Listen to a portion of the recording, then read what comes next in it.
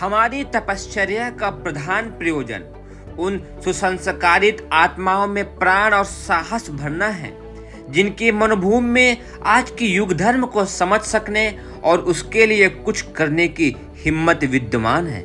हमारे तप से इस स्तर के व्यक्ति पूरी तरह लाभान्वित होंगे।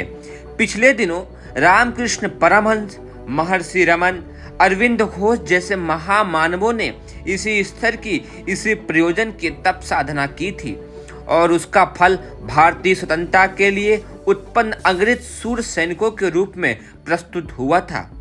तपश्चर्याओं का वह सिलसिला बंद हो गया तो अब सर्वत्र अवसाद छाया हुआ है। उन दिनों छोटे व्यक्ति साधनों का अभाव रहते हुए भी बहुत कुछ कर गुजरते थे, पर इन दिनों विपुल साधन प्रतिबंध रहित परिस्थितियां होते हुए भी कोई कुछ कर नहीं पा रहा है। देश उठने के बजाय गिर रहा है। हम मजबूत होने की जगह टूट रहे हैं। आखिर ऐसा क्यों? राजनीतिक स्तर जो भी हो, आध्यात्मिक उत्तर एक ही है कि सुसंस्कारी आत्माओं से सत्प्रेरणा की प्रचंड उमंग उत्पन्न करने वाली बिजली घर बंद हो गए हैं। उच्च स्तरीय तपश्चर्या का सिलसिला टूट गया है। उस प्रयोजन को पुनः पूर्ण करना है। हमारी तपश्चर्या का प्रयोजन सफल होना है, सार्थक होना है, तो निश्चित रूप से उसका एक ही प्रतिफल सामने आएगा कि संस्कारवान आत्माओं पर चढ़ी हुई लोभ मोह की वासना तृष्णा का कीचड़ धुल जाएगा। वे संपदा और अहंता अविद्या की मृग मालिका में से निकलकर युग धर्म में पालन करने के लिए अग्रगामी होंगे। अपने प्रकाश से सुदूर क्षेत्रों के अंगृत अंतःकरणों को प्रभावित करेंगे।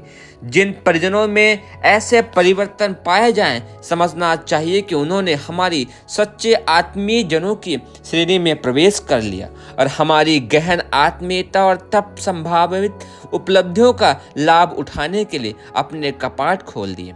ऐसे ही लोगों से नव निर्माण की महान भूमिका संपादित होगी, जो लोभ मोह के बंधनों को तोड़कर गुजारे भर में संतोष करना स्वीकार करें और अपनी योग्यता, प्रतिभा, मनस्विता, साहसिकता एवं संपदा को युग की चुनौती स्वीकार करने में समर्पित कर दें।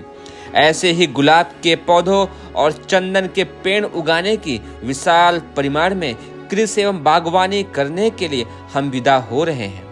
हमारी तपश्चर्या का यह प्रयोजन भली प्रकार भांति समझ लिया जाना चाहिए और जिन्हें हमारी ही तरह उसका लाभ उठाने का अनुकरण करना है, उन्हें अपनी भी गतिविधियों को इसी सांचे में ढालने के लिए उन्मुख एवं प्रतिबद्ध होना चाहिए। माता जी हरिद्वार रहकर हमारी ही तरह 24 लक्ष्य के 24 गायत्री महापुरुष चरण करेंगी। उसका प्रयोजन उस अनुदान की परंपरा को जारी रखना है जो अब तक कष्ट पीड़ितों की सहायता करने, विपन्न परिस्थितियों में घिरे हुए को उबारने तथा प्रगति पथ पर अग्रसर होने के इच्छुकों को सहारा देने के लिए चिरकाल से अनवरत रूप से चला आ रहा है। हम नहीं चाहते थे कि जीवन भर से चली आ रही वह परंपरा बीच में टूट जाए। हम लोग जब तक जीवित हैं इस क्रम को जारी रखेंगे। इस सहायता सदावर्त को देने के लिए जो पूंजी अपेक्षित है उसे माता जी शांति कुंज सप्त सरोवर रहकर अर्जित करेंगी। वाणी मात्र से आशीर्वाद देने का कुछ लाभ नहीं हो सकता है। आशीर्वाद का साथ तप पुण्य का जुड़ा होना